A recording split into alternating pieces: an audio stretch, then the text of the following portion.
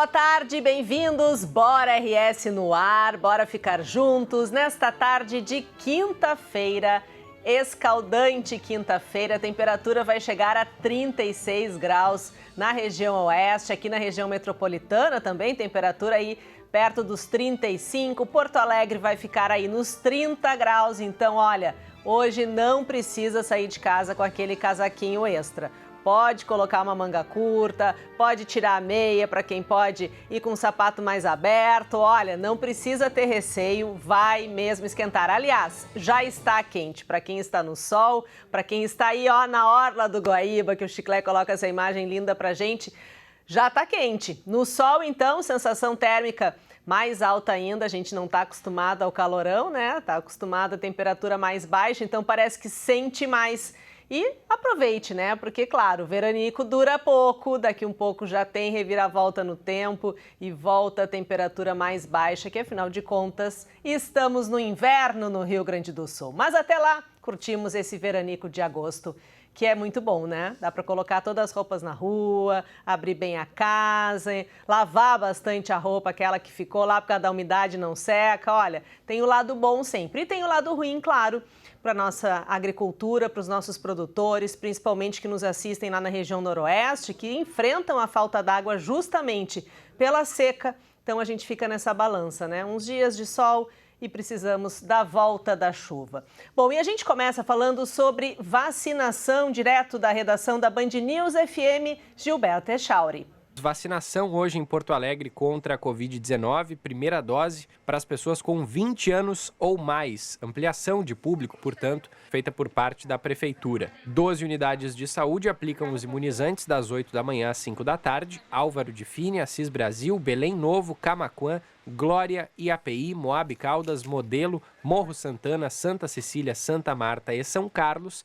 Tem também um novo ponto de vacinação no Shopping Total e o drive-thru híbrido do Bourbon Valig. Segunda dose da vacina da Oxford AstraZeneca nas mesmas 12 unidades de saúde que eu citei. Segunda dose da Coronavac Butantan em 13 unidades de saúde, essas mesmas 12, além da unidade de saúde Panorama. E a segunda dose da vacina da Pfizer, disponível em 4 unidades de saúde: Bananeiras, IAPI, Passo das Pedras 1 e Tristeza. Mais de 10 milhões de pessoas já tomaram a vacina entre primeira e segundas doses aqui no Rio Grande do Sul. Com a imunização completa, são 3.533.000 pessoas. Isso equivale a 30,9% da população gaúcha. Obrigada, Gilberto. Porto Alegre, então, na faixa dos 20 anos. Olha, e pelo interior aí tem mais de 40 municípios que já chegaram nos 18, né? Estão aguardando aí a próxima fase da vacinação, também esperando aí a vacinação da segunda dose, né? Os imunizantes para a segunda dose.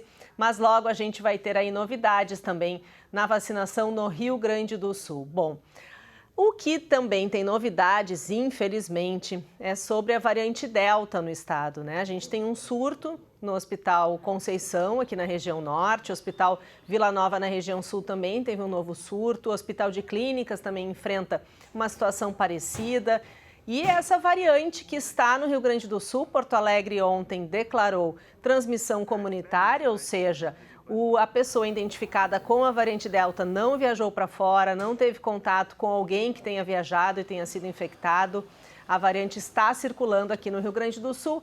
Por isso, olha, siga se cuidando, mesmo você que tomou as 2 doses, que já tem aí os 15 dias, né, da segunda dose, ó, continue com a máscara, não relaxe.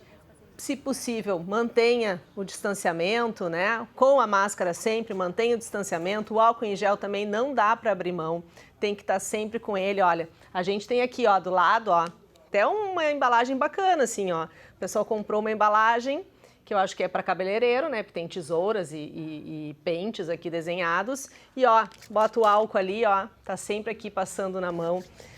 Na troca aqui de apresentadores, na redação da Band RS. Bom, então a gente segue falando sobre a variante Delta. A Laís Dapper preparou uma reportagem contando um pouquinho sobre essa variante no Rio Grande do Sul.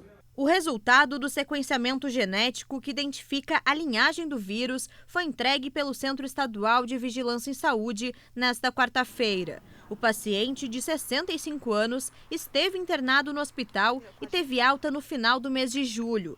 10 casos de contaminação pela variante Delta no Conceição ainda são analisados.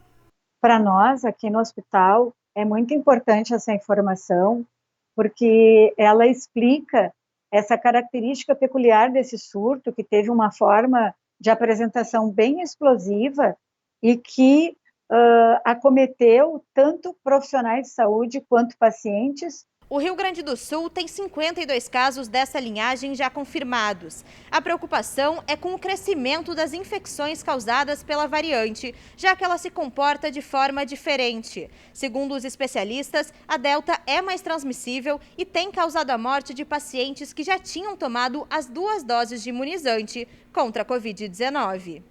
Um novo estudo coordenado pela Universidade Fevale apontou que a variante está presente em 1/4 dos casos coletados nas 12 cidades gaúchas que fizeram parte da pesquisa. A velocidade da disseminação é o que mais preocupa. Nas coletas de junho, a linhagem correspondia a 36% das amostras. Em julho, foi para 20%.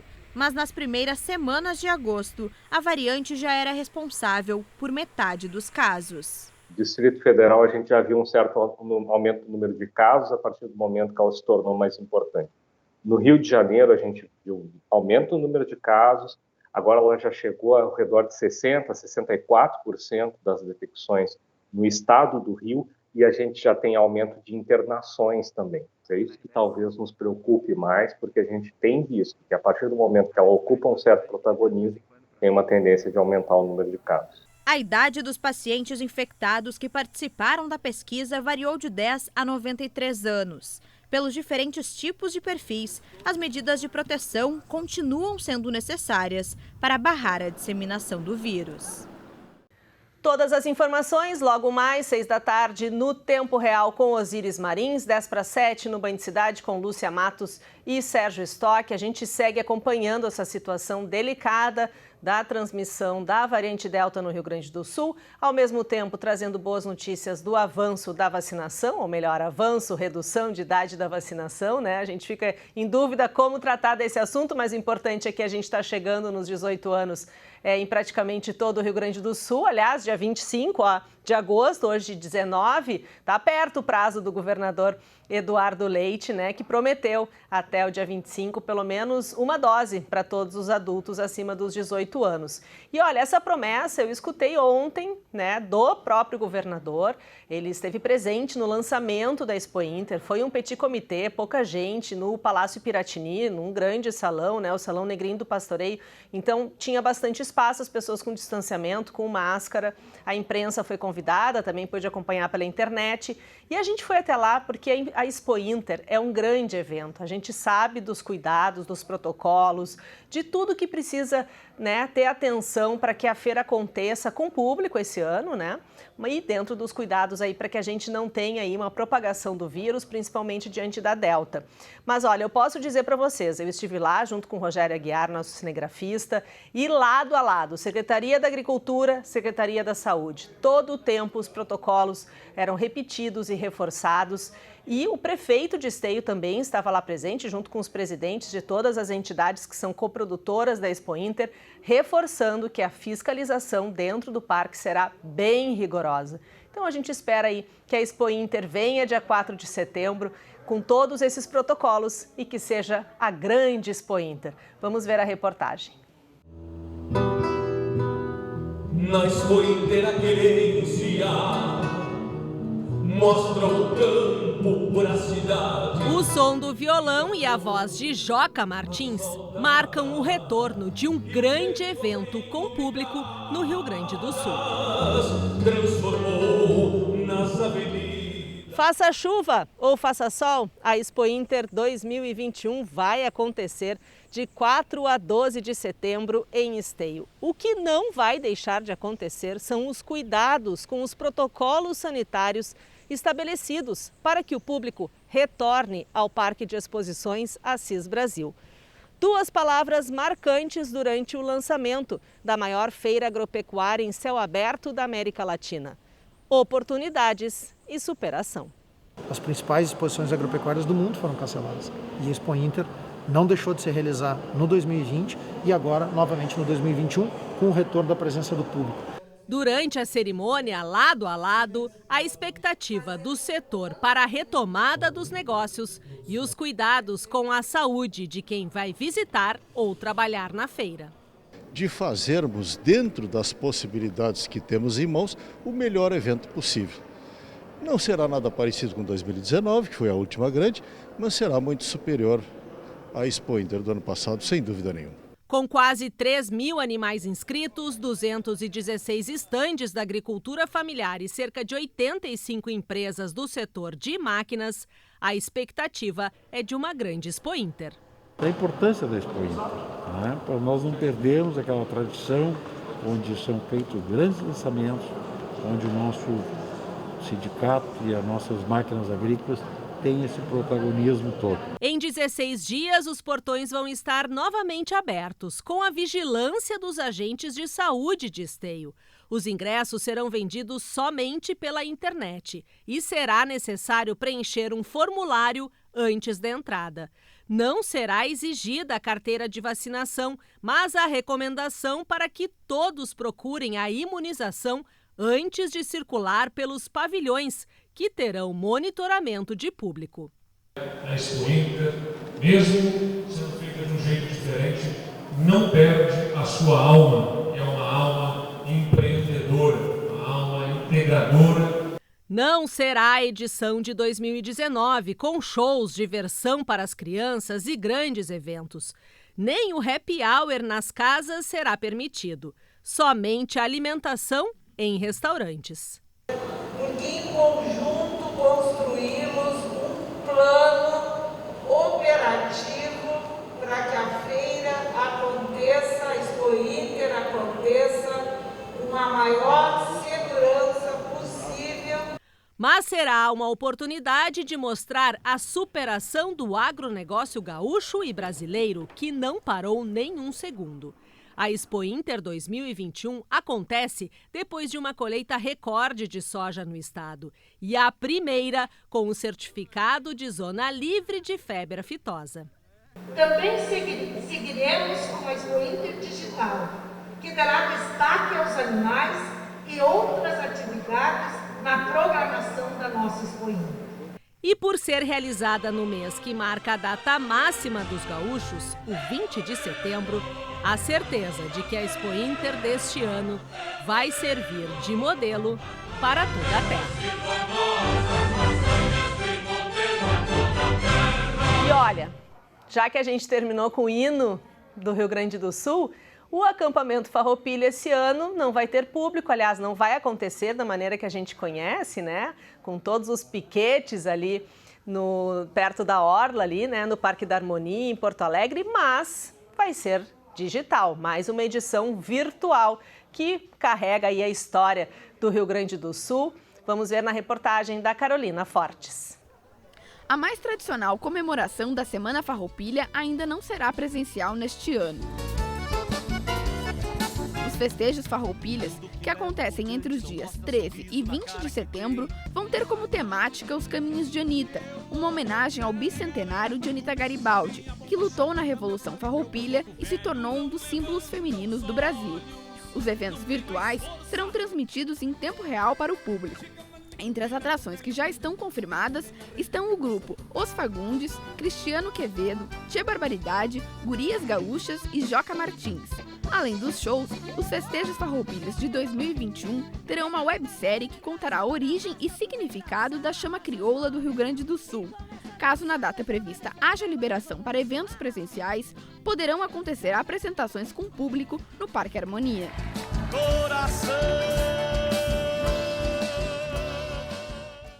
Bacana, né? Então, 2 grandes eventos, um virtual, um presencial, e a gente torce aí para que tudo ocorra bem e que 2022 venha com mais presença de público na Expo Inter e com retorno do nosso piquete querido Galdério da Semana Farroupilha. A gente acompanha tudo aqui, viu? No canal do YouTube da Band você vai ter todas as informações.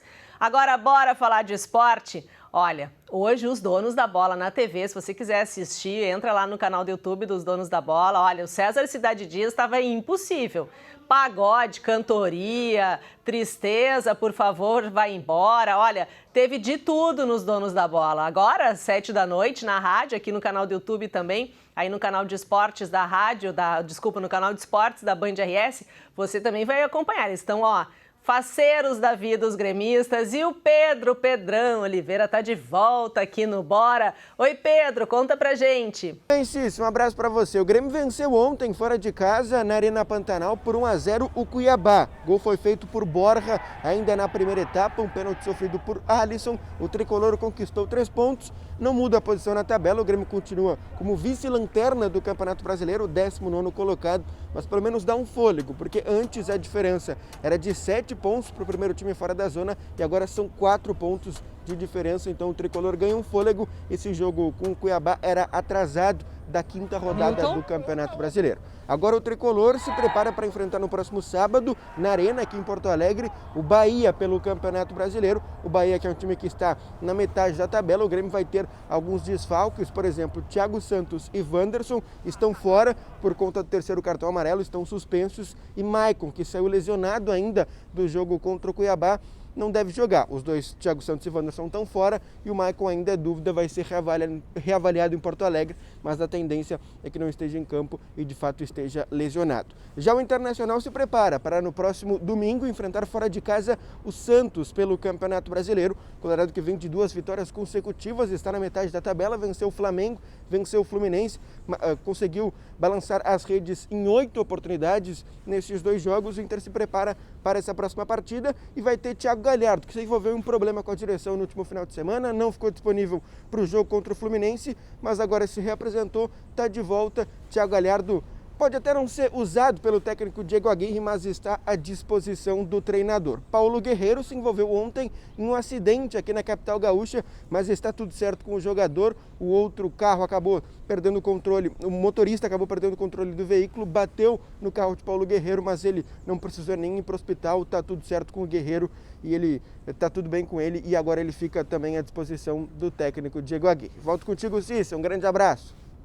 Bacana, né? Parece que o Grêmio, junto com o tempo, descongelou na tabela. A gente torce para que o clima siga um pouco mais ameno e o Grêmio continue avançando aí na tabela do Brasileirão, ponta para cima, que é o que a gente deseja, né? Todos os gremistas do nosso estado aí merecem essa alegria de hoje. Parabéns pela vitória. E olha, agora a gente vai continuar falando do tempo, né? Já que a gente aqueceu aí a torcida gremista, o calorão desta quinta-feira veio depois de um temporal, virada no tempo. Você vai ver aí na reportagem da Brenda Aurélio. O tempo virou no Rio Grande do Sul e a chuva já causou transtornos. Em Porto Alegre, a ventania derrubou árvores e fez os motoristas redobrarem a atenção no trânsito. Na região sul, o temporal veio acompanhado de queda de granizo. As pedrinhas de gelo caíram nos gramados em Pelotas e também nos pátios das casas na cidade de Morro Redondo. Uma hora chove, esfria, depois o sol aparece, esquenta. Olha, amanhã o tempo já muda novamente. Os termômetros podem subir ainda mais e a máxima pode chegar a 33 graus aqui em Porto Alegre. Essa massa de ar quente deve causar máximas ainda mais altas em outras cidades, com chances de novos temporais, rajadas de ventos e trovoadas até o final da semana em todo o território gaúcho. A previsão é de que esse sistema ele já esteja se encaminhando para o oceano, mas outros poderão se formar, pois o fluxo de ar quente ainda continua intenso em direção ao Rio Grande do Sul. A região oeste, por enquanto, deve registrar ainda tempo abafado, mas nada se descarta essas mudanças significativas e rápidas nas condições de tempo, pois o ar frio está lutando contra esse fluxo de ar quente. Possivelmente a gente vai ter esses temporais isolados até domingo. Não vai ser fácil, né? Haja saúde, né? Olha, se proteja, se alimente bem, né? A gente tem que cuidar da saúde porque é muita variação térmica e o corpo, às vezes a garganta, né? Dá uma arranhada, sente. Então, se cuide e vamos lá, né? Que É isso, né? Quem mora no Rio Grande do Sul está acostumado, né? Inverno, verão, primavera, outono, são várias estações e às vezes no mesmo dia. Bom, a gente segue aqui agora falando sobre doação de sangue. O Hospital Divina Providência está precisando de doadores de sangue. O Márcio Mazei, Marcinho, está colocando na tela aqui todas as informações. Se você puder doar, vá lá. Eles estão realmente precisando. É um ato, né, de doação ao próximo, né? Quem está lá internado, passando por uma dificuldade, precisa desse sangue para sobreviver. Marcinho, coloca na tela aí todas as informações. Não deixe de doar ou não deixe de pedir para quem doa, quem é um doador ou quem pode doar, que faça a doação lá no Hospital Divina Providência, aqui na capital gaúcha. E agora vamos a Brasília, Conexão Brasília, Guilherme Macalossi. Eu estava com saudades de ti, Macalossi. Macalossi traz para a gente as informações da capital federal. Oi, Cissa. Eu começo a notar que há um esgaçamento da ideia de reforma no Brasil, que ganhou muita força a partir de 2016 com o fim do governo petista. A agenda de reformas tão importante, tão comemorada, começou a se transformar num Frankenstein, num monstro. Não há critério, não há plano, não há projeto. Isso fica muito claro. Esse governo Bolsonaro, como não tem convicção na liberdade econômica, porque o presidente é um histórico dirigista, toca qualquer texto dentro do Congresso Nacional para dizer que está fazendo alguma coisa. Foi assim com o MP da Eletrobras, está sendo novamente com a reforma administrativa e a reforma tributária. O que se fez em relação à reforma do imposto de renda não tem nem descrição possível. Envolveram até questão dos professores para negociar ali o texto que se queria aprovar. A sociedade conseguiu, inclusive, construir em torno desse tipo de projeto a absoluta negação, a absoluta rejeição. E com isso, as importantes modificações da nossa legislação acabam prejudicadas. Muitas vezes porque não se aprova, muitas vezes porque o texto é uma bela de uma porcaria. Obrigada, Guilherme. 14h, vou estar ali, escutando no radinho aqui, te vendo também no canal do YouTube da Band RS, os Bastidores do Poder, programa que o Guilherme Macalossi comanda aqui nas tardes do canal do YouTube da Band RS e também na Rádio Bandeirantes. Olha, e agora a gente vai mudar a pauta de novo, né? A gente tenta falar aí de todos os assuntos do dia, né? Para você ficar bem informado aqui no nosso canal.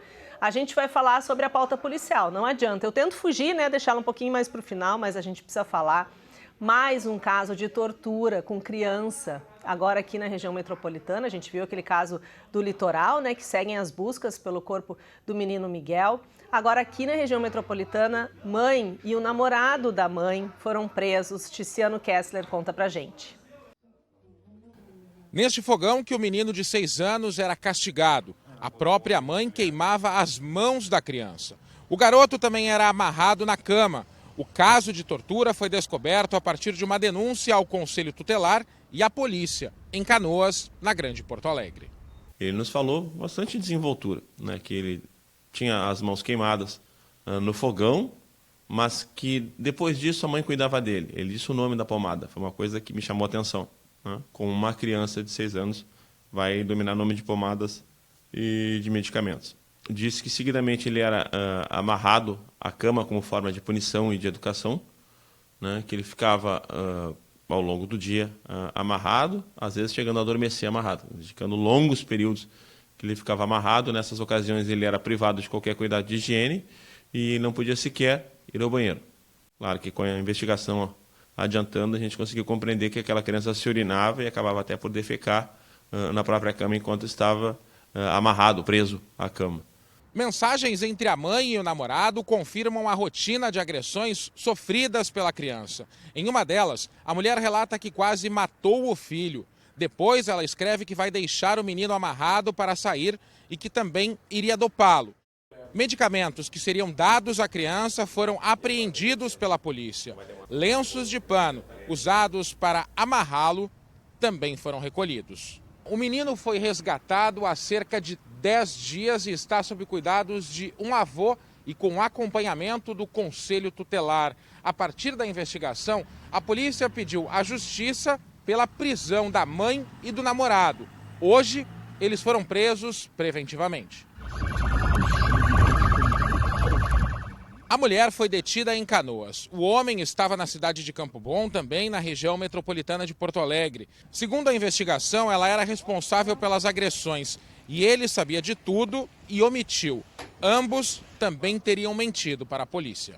Ela pegou e inverteu tudo, ela colocou tudo como sendo da autoria de seu namorado, coisa que o menino já nos esclarecia que não era verdade e os demais elementos de prova nos indicavam ser ela a autora daquelas agressões. A gente encerra essa edição do Bora RS de hoje por aqui. Amanhã tem mais aqui no canal do YouTube da Band RS. Eu te espero, bora ficar juntos. Até lá!